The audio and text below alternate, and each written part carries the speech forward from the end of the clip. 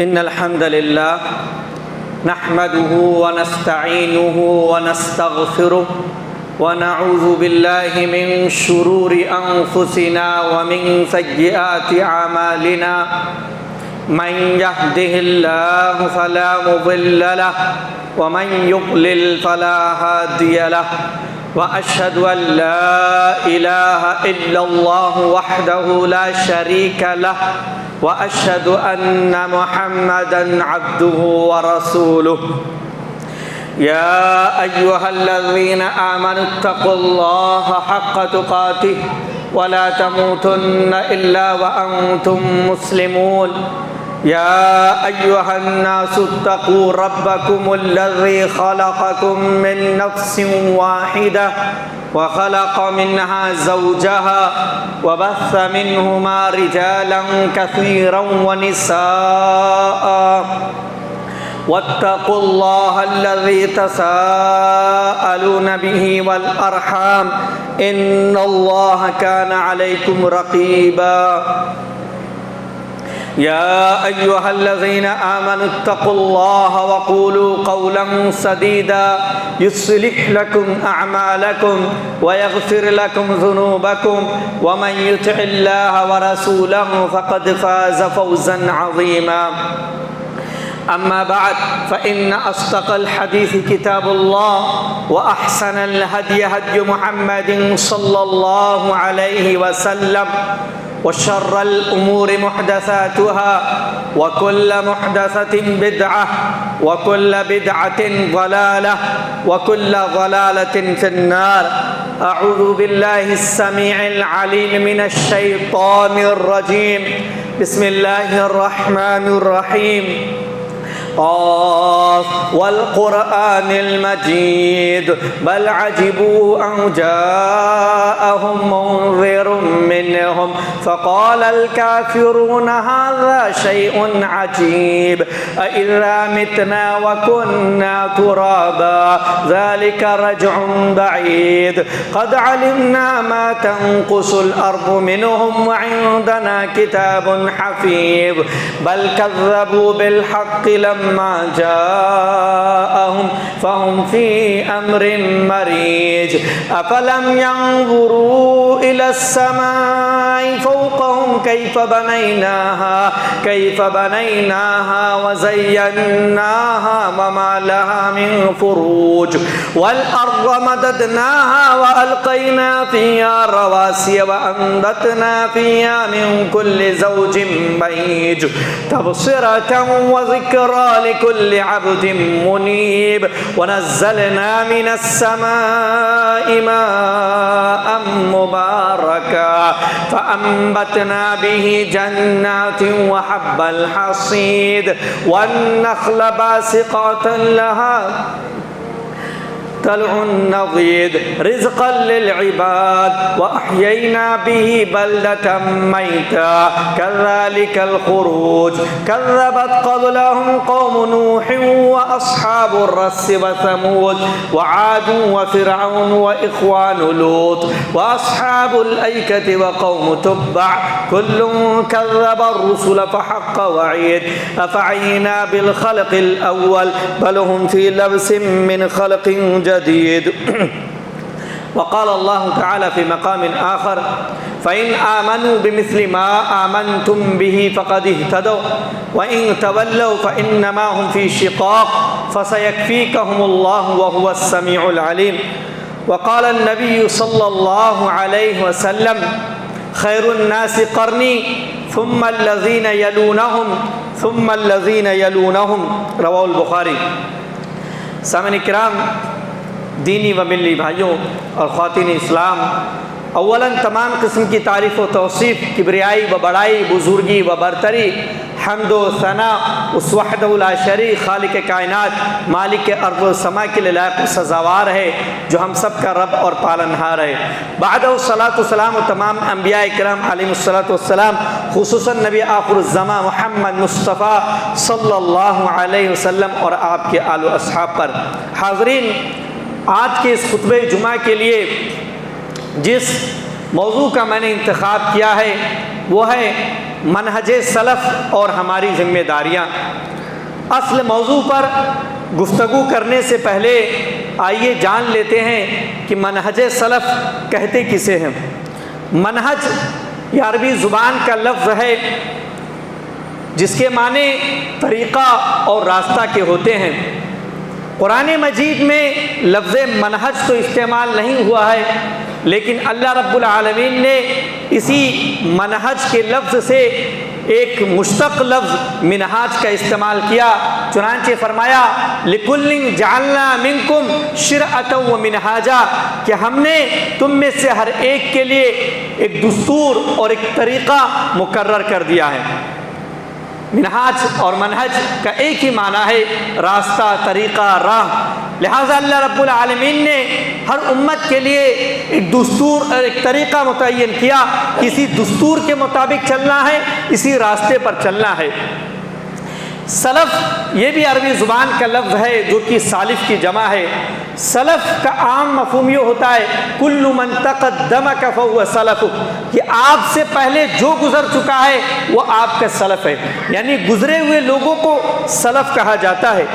چونکہ گزرے ہوئے لوگوں میں اچھے بھی ہیں برے بھی ہیں، اس لیے آپ نے علماء کرام کو اس لفظ کے استعمال کرتے ہوئے دیکھا ہوگا کہ زبانی طور پر یا تحریری طور پر جب وہ اس لفظ کو استعمال کرتے ہیں تو کہتے ہیں سلف صالحین، گزرے ہوئے نیک لوگ، گزرے ہوئے نیک لوگ۔ اور یہیں پر یہ بات بھی بتلاتا چلوں کہ ہر مسلک والے، ہر مذہب والے اور ہر فرقے والے کہتے ہیں ہمارے اسلاف نے اس مسئلے میں یہ کہا ہے، ہمارے اسلاف کا یہ موقف ہے۔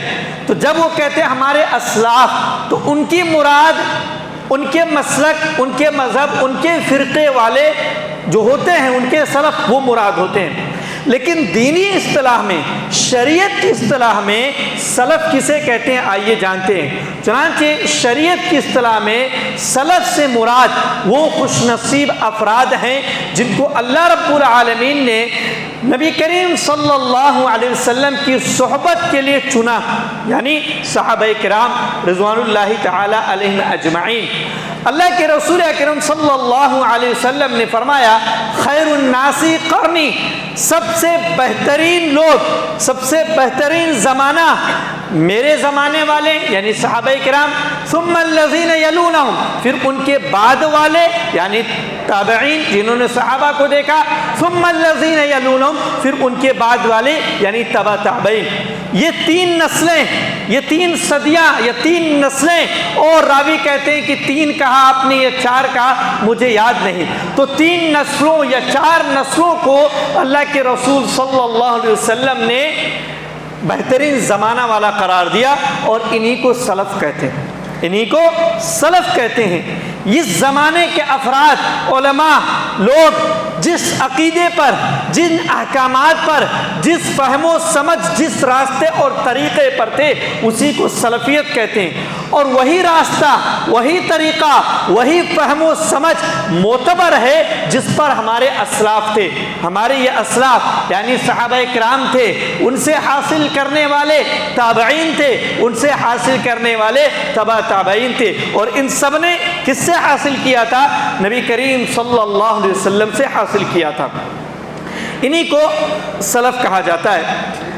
چنانچہ اس حقیقت کو سمجھنے کی ضرورت ہے کہ قرآن مجید اور احادیث، ہمارا دین کیا ہے؟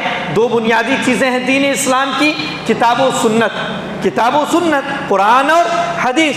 لیکن کیا قرآن و حدیث کو سمجھنے میں ہم آزاد ہیں یا ہر مسلمان آزاد ہے؟ قرآن و حدیث کو سمجھنے میں کیا ہر کوئی آزاد ہے؟ جس کی سمجھ میں جو آتا ہے وہ سمجھے اور عمل کرے اور کہے کہ میں قرآن و سنت پر عمل کر رہا ہوں۔ اس دنیا کے اندر کوئی ڈھکی چھپی بات نہیں ہے کہ مسلمانوں میں کتنی تفرقہ بازی ہے، کتنی جماعتیں بن چکی ہیں۔ کیا کوئی کہتا ہے کہ میں قرآن و سنت پر عمل نہیں کرتا ہوں؟ ہر جماعت، ہر فرقہ یہی کہتا ہے کہ میں قرآن و سنت پر عمل کرتا ہوں، ہمارا مصدر مرجع قرآن و سنت ہے، وہی ہمارا دین ہے۔ پھر اتنا فرق کیوں؟ پھر اتنا فرق کیوں؟ جب ہر جماعت کتاب و سنت پر عمل کرنے کی دعوے دار ہے تو پھر اتنا فرق کیوں نظر آتا ہے؟ وہی بات سمجھنے کی ضرورت ہے کہ ہر کسی کا، امام شاطبی رحمۃ اللہ علیہ نے بڑی پیاری بات کہی ہے، وہ کہتے ہیں کہ اکثر فرقے گمراہ اس لیے ہوئے کہ بظاہر وہ قرآن و سنت ہی سے استدلال کرتے ہیں، اپنا مسئلہ اپنی بات وہ کتاب و سنت، آپ کو قرآن کی آیت دکھائیں گے کہ دیکھیے ہمارا مسئلہ اس آیت سے ثابت ہے، حدیثیں دکھلائیں گے کہ دیکھیے اس حدیث سے ہمارا مسئلہ ثابت ہے۔ کہتے ہیں کہ ہر کوئی قرآن و سنت ہی سے استدلال کرتے ہیں، لیکن سلف کے اسلوب و منہج کو چھوڑ کر استدلال دلیل قرآن سے دیں گے، دلیل حدیث سے دیں گے، لیکن سلف کا طریقہ چھوڑ کر کہ استدلال کرنے کا، قرآن کی اس آیت کو، اللہ کے رسول صلی اللہ علیہ وسلم کی اس بات کو، حدیث کو کیسے سمجھنا ہے، وہ جو اصول ہے، وہ جو منہج ہے، وہ جو فہم ہے صحابہ کا، اس طریقے کو چھوڑ کر صحابہ کا فہم، صحابہ کی منہج جس کو تابعین نے لیا، تبع تابعین نے لیا، یہ پورا سلسلہ جو چل کر ہم تک پہنچا ہے، اس منہج کو، اس طریقے کو چھوڑ کر استدلال کرنے کا نتیجہ ہوتا ہے کہ دلیل قرآن و حدیث ہوتی ہے لیکن صحیح استدلال نہیں ہوتا ہے، اس لیے گمراہ ہو جاتے ہیں۔ میں مثال آپ کو دیتا ہوں، چنانچہ آپ دیکھیں گے کوئی بھی الیکٹرانک سامان جب ہم خریدتے ہیں، موبائل خریدا آپ نے، موبائل کے ساتھ ایک چھوٹا سا کتابچہ ہوتا ہے، مینول گائیڈ، یوزر گائیڈ جسے کہتے ہیں۔ اگر ہمیں پہلے سے موبائل استعمال کرنا آتا ہے تب تو ٹھیک ہے، اگر نہیں آتا ہے تو اسی یوزر گائیڈ سے ہمیں سیکھنا ہوگا یا کسی اور سے سیکھنا ہوگا، یعنی استاد سے، چاہے اس کتاب کو آپ استاد مان لیں یا کسی اور سے سیکھیں تو وہ استاد ہوگا، اس سے آپ سیکھیں گے تب موبائل استعمال کر سکیں گے، تب موبائل آپ یوز کر سکیں گے۔ اگر یوزر گائیڈ کے مطابق آپ موبائل یوز کرتے ہیں تو موبائل استعمال کرنے کا جو فائدہ کمپنی بتلائے گی وہ فائدہ آپ کو ملنے والا ہے، لیکن اگر آپ منمانی طریقے سے استعمال کرتے ہیں، آپ کو استعمال کرنے کا طریقہ نہیں معلوم، آپ ایسے استعمال کرتے ہیں تو وہ موبائل یا وہ الیکٹرانک مشین یقیناً خراب ہو جائے گی، یقیناً خراب ہو جائے گی، 90%، 99% اس بات کا چانس ہوگا۔ تو ایسے ہی اللہ رب العالمین نے کتاب و سنت ہمیں دیا، کتاب و سنت دیا، اس میں نماز ہے، روزہ ہے، دیگر احکام ہے، ساری چیزیں ہیں، لیکن ان پر عمل کرنا کیسے ہے؟ ان پر عمل کرنا کیسے؟ عملی طریقہ اور ان قرآن و سنت کی آیات و احادیث کو سمجھنے کا طریقہ یہ ہمیں صحابہ سے ملنے والا ہے، یہ ہمیں صحابہ سے ملنے والا۔ ہم تو 1400 سال سے زائد ہو چکے ہیں اب تک ہمارے اوپر، صحابہ جن کے اوپر قرآن کریم کا نزول ہوتا تھا جس زمانے میں، بہت ساری ایسی آیتیں، بہت ساری ایسی حدیثیں ہیں کہ آپ ان کا ترجمہ پڑھیں گے، آپ ان کا ٹرانسلیٹ پڑھیں گے تو جو مفہوم نکل کر آئے گا وہ مراد نہیں ہے، آپ وہ مراد نہیں لے سکتے ہیں۔ بطور مثال ایک آیت نازل ہوئی سورۃ المائدہ میں، الذین آمنوا، سورۃ الانعام میں غالباً، الذین آمنوا ولم یلبسوا ایمانهم بظلم اولئک لهم الامن وهم مہتدون، کہ جو لوگ ایمان لائے اور انہوں نے اپنے ایمان کو ظلم کے ساتھ خلط ملط نہیں کیا، ملایا نہیں۔ ظلم کا لفظ ڈکشنری میں، لغت میں ہوتا ہے گناہ۔ ظلم وضع الشیء فی غیر محلہ، کسی چیز کو اس کی جگہ پر نہ رکھنا، دوسری جگہ رکھ دینا۔ ٹوپی کی جگہ سر ہم اس کو پیر میں لگا لیں، یہ ٹوپی کے ساتھ ظلم ہے۔ دوسرے لفظوں میں کہیں ہر چھوٹے سے چھوٹا گناہ ظلم میں داخل ہے۔ صحابہ کرام رضوان اللہ تعالی علیہم اجمعین نے جب اس آیت کو سنا پریشان ہو گئے، اللہ کے رسول کے پاس آتے اور کہتے یا رسول اللہ، اللہ کے رسول، اینا لم یظلم نفسہ، ہم میں سے کون ہے جس نے اپنے اوپر ظلم نہیں کیا، جس نے گناہ نہیں؟ معصوم تو کوئی نہیں ہم میں سے، ہر کوئی ظلم کرتا ہے۔ اگر بات یہ ہے کہ ظلم کرنے والے کے لیے ہدایت نہیں ہے، امن و امان نہیں ہے، تو پھر ہم میں سے کوئی ہدایت پر نہیں ہے، کوئی بھی امن و امان والا نہیں ہے۔ قرآن کی آیت کا جو سیدھا سادہ مفہوم ہے وہ بیان کیا انہوں نے۔ اللہ کے رسول صلی اللہ علیہ وسلم فرماتے ہیں لیس الامر کما تظنون، بات ایسی نہیں جیسا تم سمجھ رہے ہو۔ قرآن کا وہ مطلب نہیں، اس آیت کا وہ مطلب نہیں جو تم سمجھ رہے ہو، بلکہ اس آیت کا مطلب وہ ہے جو لقمان علیہ السلام نے اپنے بیٹے سے کہا تھا۔ یا بنی، سورہ لقمان 21ویں پارے میں، یا بنی لا تشرک باللہ ان الشرک لظلم عظیم، کہ اے میرے پیارے بیٹے اللہ کے ساتھ شرک نہ کرنا، یقیناً شرک بڑا بھاری ظلم ہے، یقیناً شرک بڑا بھاری ظلم ہے۔ تو اس آیت میں شرک کو اللہ رب العالمین نے ظلم قرار دیا، لہذا اس آیت میں بھی جس کی سمجھ صحابہ کرام کو وقتی طور پر غلط ہو گئی تھی، اس ظلم سے مراد بھی شرک ہے، ہر گناہ نہیں، ہر گناہ ظلم سے مراد ہر گناہ نہیں، ورنہ اگر ہر گناہ لے لیا جائے جو ظلم کے ڈکشنری کے حساب سے معنی ہوتے ہیں، تب تو کوئی بھی ہدایت یافتہ نہیں ہوگا، تب تو کوئی بھی امن و امان والا نہیں ہوگا۔ اس طریقے سے صحابہ نے اس آیت کو سمجھا۔ تو قرآن کریم میں ایسی 20 آیات ہیں جن کا ظاہری مفہوم کچھ اور ہے لیکن حقیقی مفہوم کچھ اور ہے، جیسے سورہ بقرہ کی آیت نمبر 158، سورہ مائدہ کی آیت نمبر 102، سورہ مائدہ کی آیت نمبر 105۔ تو صرف ترجمہ پڑھ کر آدمی زبان جانے، جیسے آج کل بہت سارے لوگوں کا یہ دعویٰ رہتا ہے، یونیورسٹیوں میں پڑھانے والے پروفیسرز، اسکالرز، بڑے بڑے ٹیچرز، وہ کہتے ہیں میں عربی زبان کا ماہر ہوں، عربی زبان سمجھتا ہوں، قرآن میں لوں گا، عربی زبان میں سمجھوں گا قرآن کے اندر کیا بیان کیا گیا، مجھے کسی اور فہم کی ضرورت نہیں، اللہ نے مجھے عقل دی ہے، میں سمجھ لوں گا قرآن میں اللہ کیا بیان فرما رہا۔ ایسے ہی کسی سمجھدار نے کہا تھا کہ قرآن مجید میں شراب کی حرمت کا ذکر نہیں ہے، قرآن مجید میں کہیں نہیں ہے کہ شراب حرام ہے۔ کیوں؟ قرآن مجید میں کہیں ذکر نہیں ہے ان کا کہنا کہ شراب حرام ہے۔ ہاں، اگر آپ اسی فہم کے ساتھ یعنی اپنی سمجھ کے ساتھ اور ڈکشنری کے حساب سے قرآن کریم میں شراب حرام کہاں تلاش کریں گے تو آپ کو کہیں نہیں ملے گا۔ قرآن میں کہیں نہیں ہے کہ انی حرمت الخمر، میں نے شراب کو حرام کر دیا، یا ان اللہ حرم الخمر، کہ اللہ نے شراب کو حرام کر دیا، قرآن میں کہیں نہیں ہے۔ قرآن مجید میں شراب کے تعلق سے اللہ نے فرمایا رجسن من عمل الشیطان، رجسن ناپاک ہے، من عمل الشیطان شیطانی کام ہے، فاجتنبوہ اس سے اجتناب کرو، فاجتنبوہ اس سے اجتناب کرو، یعنی اس کے قریب بھی نہ جاؤ۔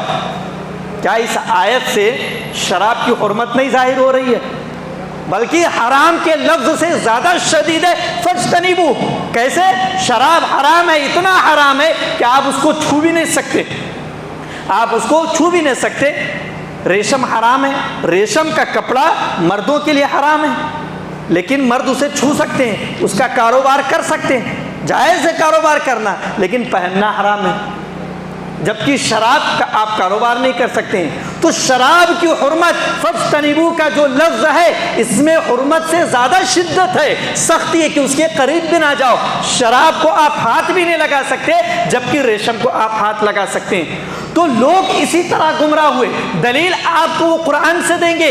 آج کل بڑی بڑی مجلسیں لگتی ہیں، کانفرنسیں ہوتی ہیں، دھڑا دھڑ قرآنی آیات بیان کیے جا رہے، دھڑا دھڑ حدیثیں بیان کی جا رہی ہیں، اور اس سے جو معنی مطلب نکال کر پیش کیا جا رہا وہ معنی مطلب صحیح ہے یا نہیں صحیح ہے یہ غلط ہو جاتا ہے۔ استدلال کا، اس معنی مطلب نکالنے کا جو اصول، جو ضوابط، جو طریقہ صحابہ نے اللہ کے رسول صلی اللہ علیہ وسلم سے سیکھا ہے، وہ فہم، وہ سمجھ ہمارے پاس ہونی چاہیے، تب ہم صحیح مطلب ان آیاتوں اور حدیثوں سے نکال سکیں گے، ورنہ ہم بھی گمراہ ہوں گے جیسے لوگ گمراہ ہوئے۔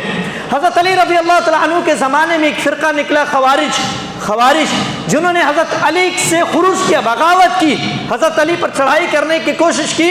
میں آپ کو مختصراً بیان کرتا چلوں کہ جب وہ فرقہ نکلا، گمراہ فرقہ، 6000 کی تعداد تھی، معمولی نہیں، 6000 کی تعداد تھی ان کی۔ عبداللہ بن عباس رضی اللہ تعالیٰ عنہ ایک موقع پر حضرت علی سے کہتے ہیں کہ نماز کو ذرا مؤخر کر دیں، تاخیر سے پڑھائیں، میں جاتا ہوں ان سے بات کرتا ہوں، ان کو سمجھاتا ہوں۔ لہٰذا حضرت عبداللہ بن عباس ان کے پاس جاتے ہیں، اچھا کپڑا پہن کر جاتے ہیں۔ اچھا، یہ خوارج جو فرقہ ہے اپنے آپ کو مسلمان کہتے تھے اور بڑے ہی نیک تھے اعمال میں، نمازیں لمبی لمبی، تہجد پڑھنے والے، پیشانیوں پر سجدوں کے نشانات تھے، قرآن پڑھنے والے، راتوں دن قرآن کی تلاوت کیا کرتے تھے، دنیا سے بیزار تھے، صرف دینداری میں لگے ہوئے، پھٹے پرانے کپڑے پہن کر رہتے تھے، بس دنیا سے کسی طرح گزر جانا ہے، یہ صورتحال تھی۔ اللہ رب العالمین نے جو نعمتیں دی ہیں ان کو استعمال نہیں کرنا، بس کسی طرح دین پر عمل کر لینا، یہ سوچ تھی ان کی۔ حضرت عبداللہ بن عباس ان کے پاس پہنچتے ہیں، کہتے ہیں مرحبا بک یا ابن عباس، کی خوش آمدید، کس لیے آئے ہو؟ وما هذه الحلہ، اور یہ جو اچھا لباس پہن کر آئے ہو یہ کیا ہے، یہ چیز کیا پہن لی ہے تم نے؟ میں ان کے استدلال کی خرابی یہیں سے آپ کو بیان کرتا چلوں۔ کہتے ہیں اچھا لباس کیا پہن کے آئے ہو؟ دین پر عمل کرو، نرم انداز میں رہو، آسانی سے جو میسر آئے پہنو، یہ سب کیا تم اچھا لباس پہن کے دکھاوا کر رہے ہو؟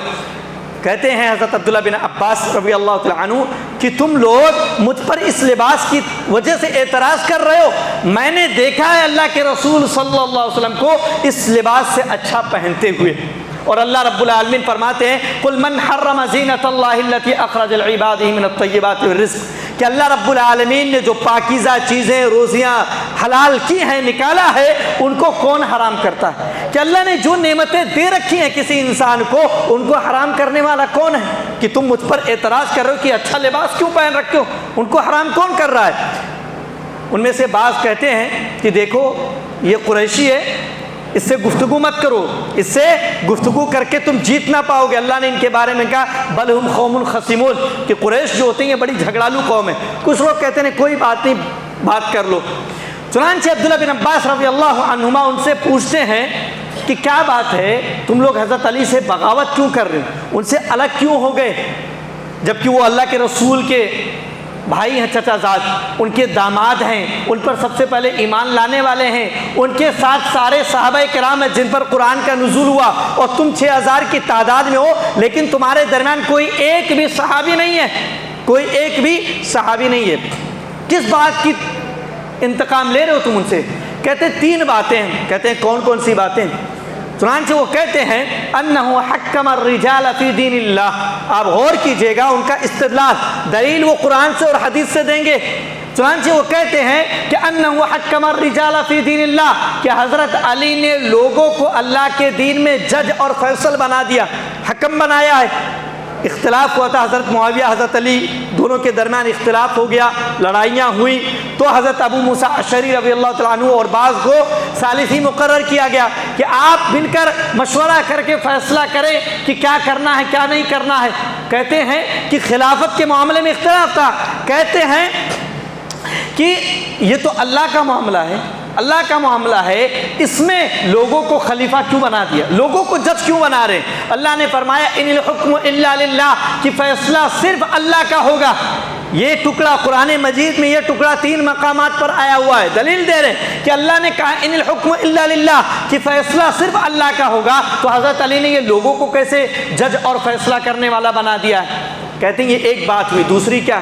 کہتے ہیں دوسری بات یہ کہ قاتل ولم یسب ولم یغنم، کہ حضرت علی نے جنگ لڑی لیکن سامنے والوں میں سے نہ کسی کو غلام بنایا، نہ کسی کو لونڈی بنائی، نہ مال غنیمت حاصل کیا۔ کہتے ہیں کہ اگر وہ کافر ہے لئن کانوا کفارا حلت دماؤہم واموالہم، اگر وہ کافر ہیں تو ان کا مال ان کا خون سب حلال ہے، اور اگر وہ مومن ہے تو ان سے جنگ کرنا ہی جائز نہیں ہے، ان سے جنگ کرنا ہی جائز نہیں ہے۔ یہ معلوم ہے حدیث کے اندر دلیل ہے کہ کسی مسلمان سے جنگ کرنا جائز نہیں ہے، خون بہانا جائز نہیں ہے، اس کا مال لینا جائز نہیں ہے، دلیل ہے قرآن و حدیث کے اندر صاف صاف دلیل ہے۔ تو کہہ رہے ہیں یہ 2 باتیں ہوئی۔ تیسری کہتے ہیں تیسری بات یہ ہے کہ محام النفس امیر المؤمنین، کہ جب صلح صفائی کی باتیں لکھی جا رہی تھی تو انہوں نے اپنے آج سے امیر المؤمنین مٹا دیا، کہ جب کاغذ پر لکھا گیا کہ یہ صلح صفائی علی امیر المؤمنین کی طرف سے، تو سامنے والوں نے اعتراض کیا کہ نہیں ہم ابھی آپ کو امیر المؤمنین نہیں مانتے، تو آپ کیسے لکھ سکتے ہیں؟ تو حضرت علی نے اسے مٹا دیا۔ تو یہ اعتراض کرتے فَإِن لَمْ يَكُنْ أَمِيرَ الْمُؤْمِنِينَ فَهُوَ أَمِيرُ الْكَافِرِينَ، اگر وہ امیر المؤمنین نہیں ہے تو کیا کافروں کے امیر ہیں؟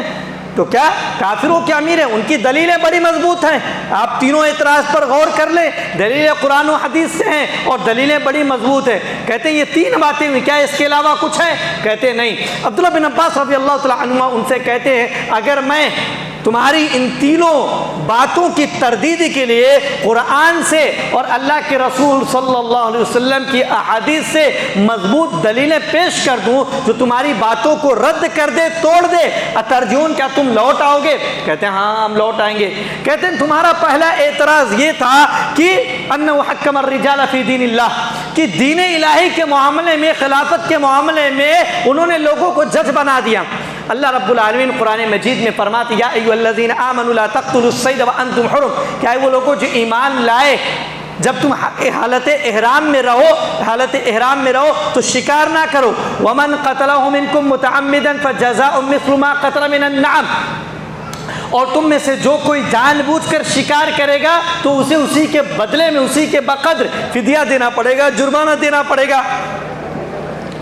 اور اللہ نے فرمایا یحکم بہ ذوی عدل منکم، اس کا فیصلہ تم میں سے 2 عادل گواہ کریں گے، 2 عادل گواہ کریں گے۔ عبداللہ ابن عباس کہتے ہیں ایک دوسری آیت کہتے ہیں وَإِنْ خِفْتُمْ شِقَاقَ بَيْنِهِمَا فَابْعَثُوا حَكَمًا مِّنْ أَهْلِهِ وَحَكَمًا مِّنْ أَهْلِهَا، کہ اگر میاں بیوی کے درمیان اختلاف ہو جائے تو بیوی کی طرف سے ایک آدمی، بیوی کے خاندان سے ایک آدمی اور شوہر کے خاندان سے ایک آدمی آئے اور اختلافات کو سنے، غور و فکر کرے اور پھر فیصلہ کرے کہ اس معاملے میں کیا کرنا ہے۔ کہتے ہیں کہ ایک خرگوش، ایک جانور خرگوش پکڑ لیں جس کی قیمت ربع دینار ہے، 1/4 دینار، اس کے قتل، اس کے شکار کرنے کے نتیجے میں، اور میاں بیوی جو 2 لوگوں کا معاملہ ہے، 2 لوگوں کے اختلافات کو ختم کرنے کے لیے اللہ رب العالمین لوگوں کو جج بنوا رہا ہے، لوگوں کو جج اور قاضی بنا رہا ہے کہ تم فیصلہ کرو 2 لوگوں کے معاملے میں، اور ربع دینار کے خرگوش کے معاملے میں جج بنا رہا۔ تو جب پوری امت کا مسئلہ ہے،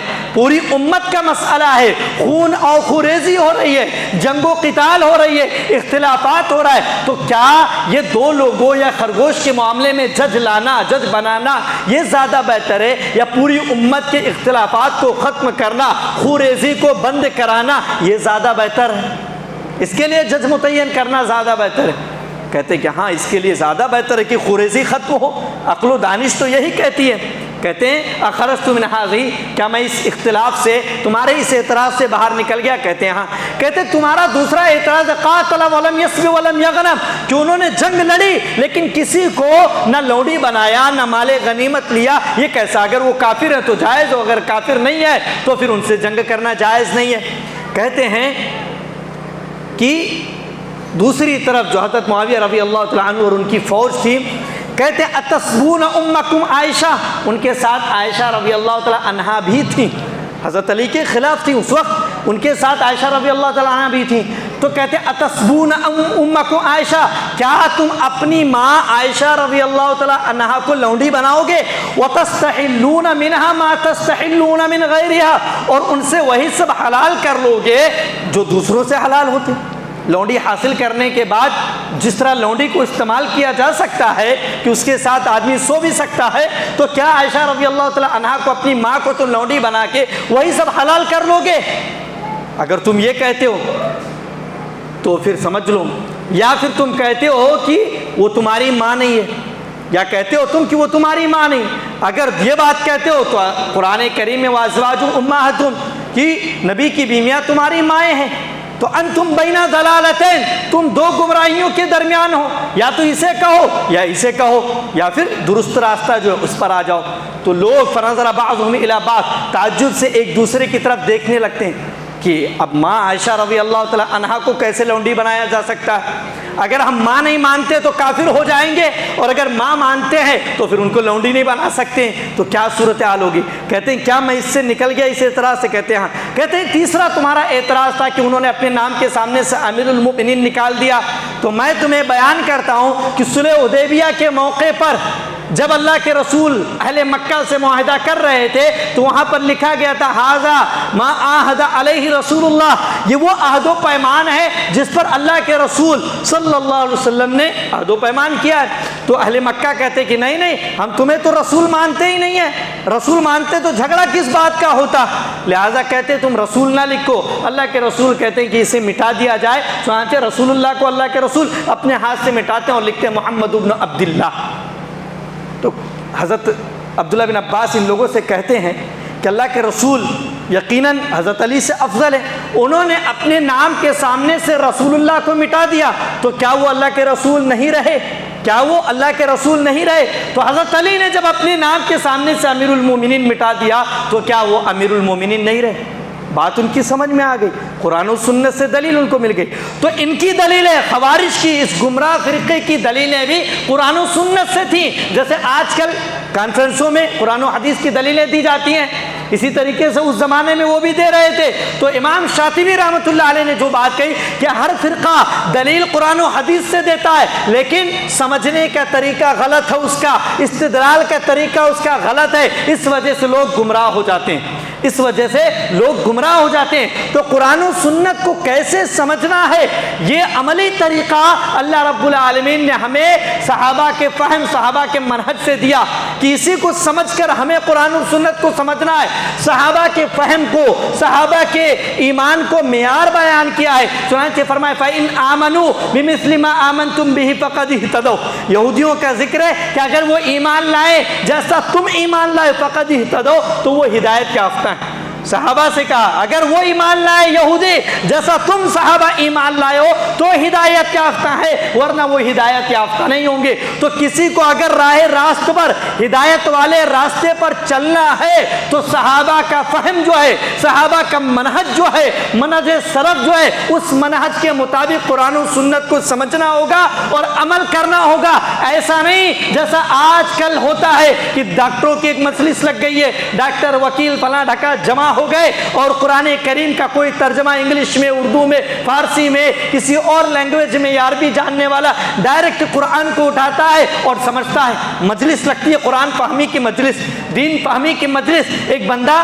پڑھتا ہے اس کو دیکھ کر اور 10 لوگ بیان کرتے ہیں کہ آپ نے جو پڑھا اس سے ہم کیا سمجھتے ہیں، آپ نے جو پڑھا اس سے ہم کیا سمجھتے ہیں۔ یہ نہیں بیان کرتا ہے کہ اس آیت سے صحابہ نے کیا سمجھا، اس آیت سے اللہ کے رسول نے کیا سمجھا، صحابہ نے کیا سمجھا، سلف نے کیا سمجھا، اپنی سمجھ بیان کرتے ہیں کہ اس آیت سے ہم نے کیا سمجھا۔ قرآن و سنت کو سمجھنے میں ہم اور آپ آزاد نہیں ہیں۔ اللہ اور اس کے رسول نے ایک قید لگائی ہے کہ منہج سلف کے مطابق، فہم سلف کے مطابق، فہم صحابہ کے مطابق قرآن و سنت کو سمجھنا ہے۔ اپنی منمانی سمجھ کر نہیں سمجھنا ہے، اپنی سمجھ کو چھوڑیے، صحابہ نے جو سمجھا وہ سمجھیے، سلف نے جو سمجھا وہ سمجھیے، تب ہمارا فہم، ہماری فہم، ہماری سمجھ اور ہمارا عمل درست ہوگا۔ ورنہ جس طریقے سے لوگ گمراہ ہیں اور گمراہ ہو رہے ہیں، لوگ گمراہ ہوں گے۔ اب آپ غور کیجئے، آج کل کے زمانے میں بڑا آسان ہو گیا، یوٹیوب چینل بناؤ، دھڑا دھڑ ویڈیوز بناؤ، ریکارڈنگ کرو، پھیلاؤ، لوگوں کو سمجھاؤ، گمراہ کرنا آسان ہو گیا۔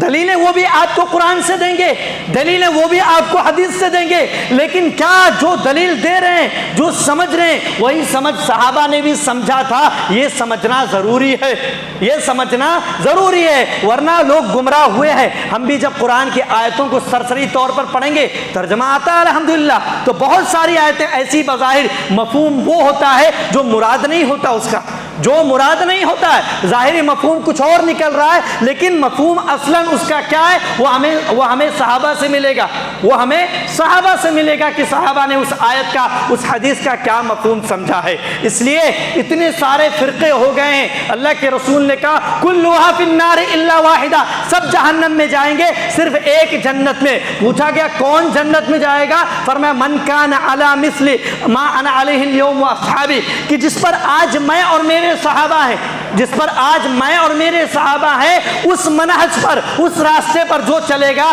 وہ جنت میں جائے گا، باقی سب کے سب جہنم کے اندر جائیں گے۔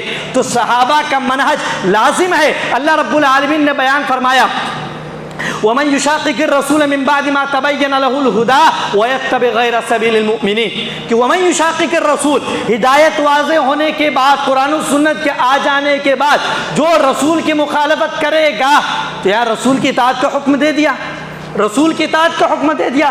اب اللہ کہہ دیتا کہ جو مخالفت کرے گا وہ جہنم میں جائے گا، اتنی بات تو کافی تھی، جیسے بہت ساری جگہوں پر اللہ رب العالمین نے یہ بات بیان کی ہے۔ لیکن آگے فرمائے وَيَتَّبِعْ غَيْرَ سَبِيلِ الْمُؤْمِنِينَ، سبیل المؤمنین کو چھوڑ کر، مومنوں کی راہ کو چھوڑ کر کسی اور راہ کی پیروی کرے گا، کسی اور راہ کی پیروی کرے گا، تو اللہ رب العالمین نے کہا نُوَلِّهِ مَا تَوَلَّىٰ، جس راستے پر وہ جائے گا ہم اس کو اسی طرف ڈھکیل دیں گے، وَنُصْلِهِ جہنم، اور جہنم میں جھونک دیں گے۔